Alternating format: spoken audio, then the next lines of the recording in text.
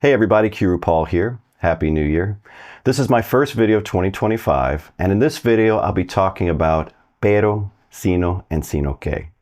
This trio can cause some confusion for folks because sometimes when we see but in English, and that's one T folks, one T, we may translate it as pero, sino, or sino que. I know that already sounds confusing, right?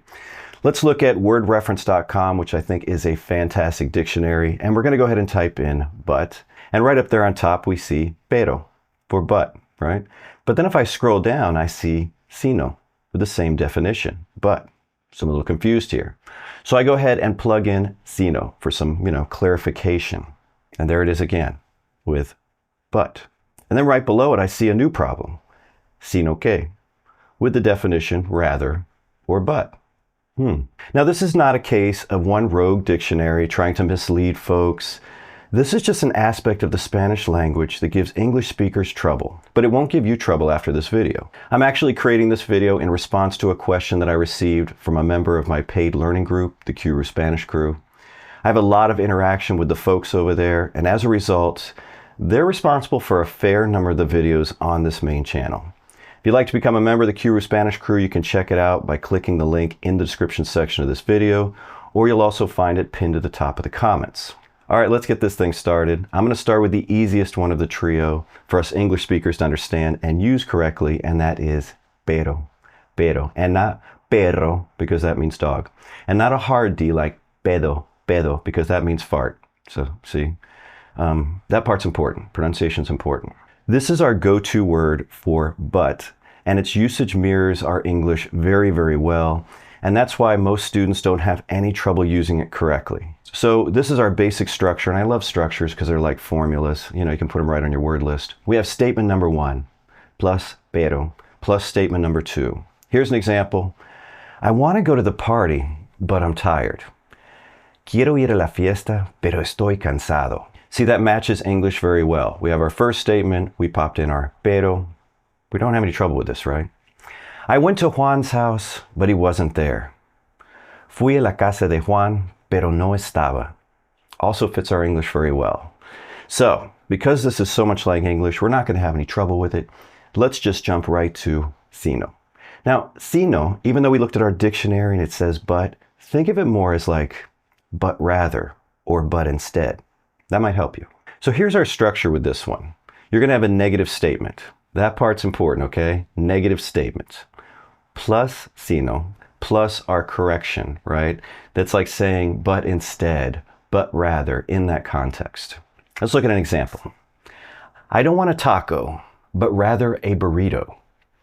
No quiero un taco, sino un burrito. Now, look at the English sense, all right?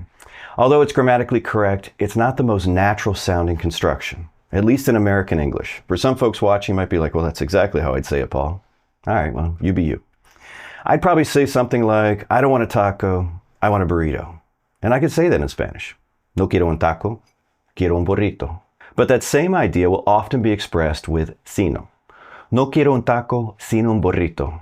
I don't want a taco, but rather a burrito. Since many of us English speakers don't tend to structure sentences that way in our natural sounding English, we don't always recognize opportunities to use sino in our Spanish.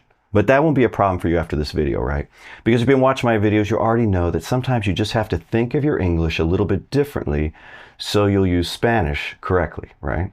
You got that. Now, other than the formula I just showed you, here's an important rule for sino. It can be followed by a noun, an adjective, or an infinitive. Those are our options there, folks. Let's look at nouns. We just showed you one of those. I don't want a taco, but rather a burrito. No quiero un taco, sino un burrito. No, I didn't see Maria at the party, but rather her husband. See that dramatic pause there somehow makes, but rather sound a little bit more natural?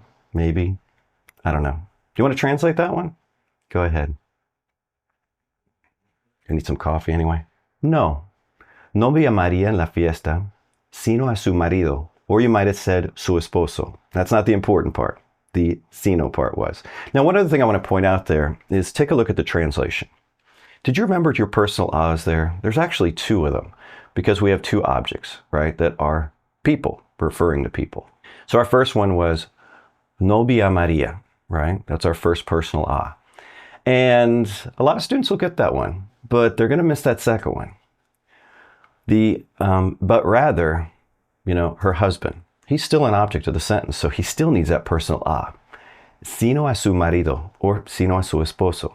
Let's go ahead and move on to adjectives, right? Maria's not sad, but rather depressed. You want to try that one? Maria's not sad, but rather depressed. María no está triste, sino deprimida. María no está triste, sino deprimida. And did you get deprimida, right? Because it has to agree in number and gender with María. Our next category is infinitives, all right? And sometimes, I don't know, I think this might be your tougher category. We'll see.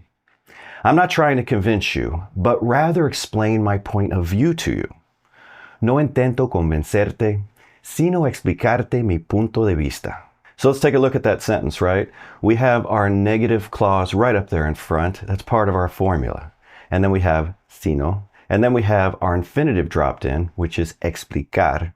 And then we have a te there. What is that te? Well, that's an indirect object pronoun. If you don't know anything about those, I have a ton of material on that on the main channel. Also, if you join that Qroo Spanish Crew, I've got a ton of material over there as well. And you'll also get some extra assistance from me as well as other members. I don't want to watch the movie, but rather read a book. You want to try that one? That was that pause, my dramatic pause.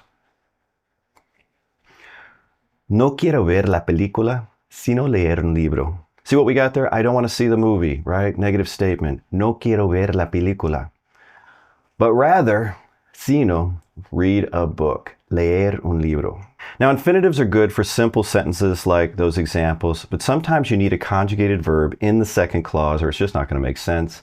And that's where the last member of our trio pops in, sino que. Here's our structure with that one. Negative statement. By now you should notice that pattern. Sino que, and then a correction with the conjugated verb. We're going to have a conjugated verb in that second part. That's what's important. That's what's differentiating this one from just sino. Now think of this one also as but rather, but instead. In fact, keep that word instead in your mind, because when you're seeing that in English, it should help you recognize when to use this pattern. At least it does for me, so we'll see if it helps you. Juan didn't start the project on time, but instead waited for the boss's approval. Or we could say, Juan didn't start the project on time, but waited for the boss's approval instead. In English, we like to stick instead way at the end of a sentence, right? If you see it way out there, you should be thinking, okay, I might have sino or sino que going on here. Let me see if I'm working with nouns, adjectives, right? Or infinitives, or if I have to conjugate something. Now, at first, this is how hard you're going to have to think about it. I'm just saying. And after a while, you don't have to. And before I even answer this one, I'm just going to do just a quick little analogy here, because I have to. I go down rabbit holes. When you're learning Spanish at first, it's going to seem intimidating because you're like, I'm having to think about it way too hard. And I just want to naturally think in the language. Yeah, good luck with that. Think of it this way. When you're learning these little constructions that I'm teaching you in Spanish, they're like, say, a math problem. And let's say I gave you a complex math problem. And it was like 12, divided by 24 times, square, whatever. I can make it as complex as possible. And you sat there one day and you worked it all out and you saw the answer was 12. And the next day I showed you the same math problem. Are you going to work it out again? Well, if you do, I don't know. It's not the brightest thing. But most of us are just going to say 12. That's how this works. At first, using some of these constructions will feel like a lot of brain power is being used. But after a while, you're just using them and you're not thinking about it. And in fact, you may not even notice the progression until you look back and you're like, wow, that used to give me trouble, but now it doesn't. All right, let's get back out of the rabbit hole and get on task again. Here's the English again, in case you forgot it. Juan didn't start the project on time, but instead waited for the boss's approval. Juan no empezó el proyecto a tiempo. Negative statement, right? Sino que esperó a la aprobación del jefe. Did you get that one? Well, I didn't even ask you to do that one, did I? You might have done it anyway. So, did you get that one if you did? Good work. Let me give you one to actually work on. He didn't ask me for money, but offered to help me instead. And when I'm saying offered, meaning he offered himself to help me, like volunteered to help me instead. That might help some folks. I don't know. Él no me pidió dinero. He didn't ask me for money. Our negative clause kicks this thing off, right? Sino que. Did you get that part? Se ofreció ayudarme, right? Ofrecerse a, to do something, is to offer yourself to do something. Think of it as like volunteer to do something.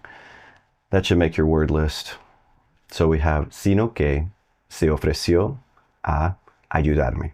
You want to do one more before we end our first video of 2025? Why not, right? Some folks seem to like these right at the end where they get a little, chance to use the brain power here. Juan didn't get lost, but rather took the longer route.